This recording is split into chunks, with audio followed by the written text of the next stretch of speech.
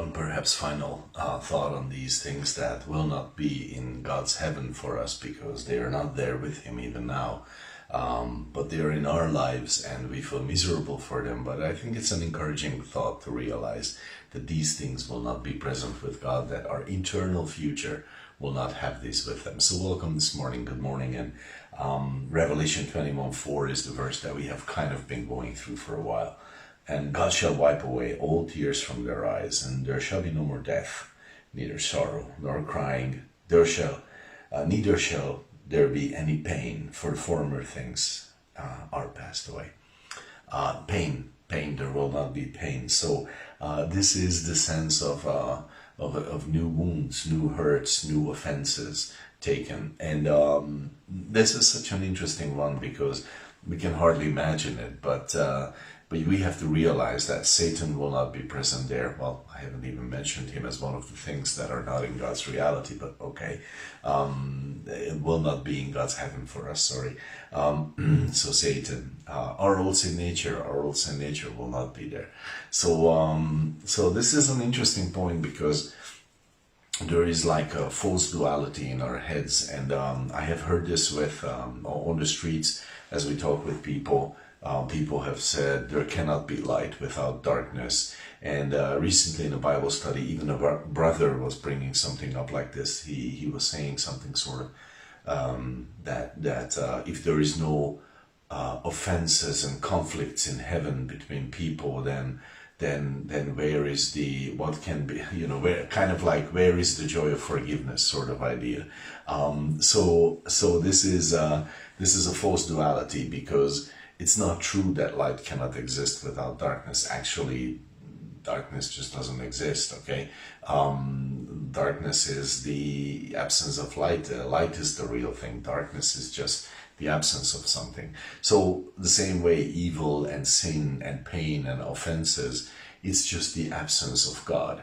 When like if you would take a place where light perfectly shines everything and there's no shadows, that would mean that that light just exists. It doesn't need darkness to exist. And this is an important point to realize that pain is not a necessity in our lives. Healing is something that can be there constantly because that is talking about health in the presence of God, health in the reality of God. That can be there without hurt. And this is an interesting point, but I think it's definitely true. Because just think about it like this way. So if Malachi 3:6 is true, which says that He, the Lord, does not change, will never change. He's ever the same. If that is true, then that means that grace was present in Him before the creation. So the capacity to give to someone who doesn't deserve was present in Him even before someone was created who was undeserved, who would have been undeserving. Okay, so wow. But that's true, okay? If mercy is part of the character and nature of God, that means the ability to forgive was there in God way before there was any need to forgive. So forgiveness could exist without sin, and grace and giving to the undeserving was present, could exist without being there any undeserving. And eventually God created, and there we came, and now there is ample cause for Him to be gracious and merciful because, gosh, sadly we give Him all the cause in the world. So Isaiah 11:9 is the reason there will not be pain. Well, it's a good description of how there will not be pain in heaven.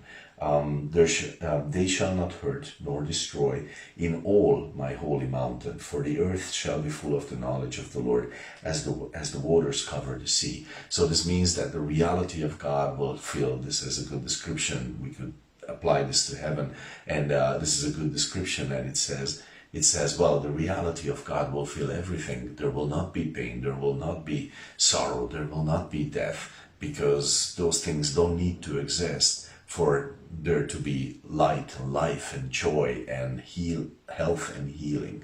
And this is the eternal reality that awaits us in the presence of God. So I trust that those thoughts bless your day.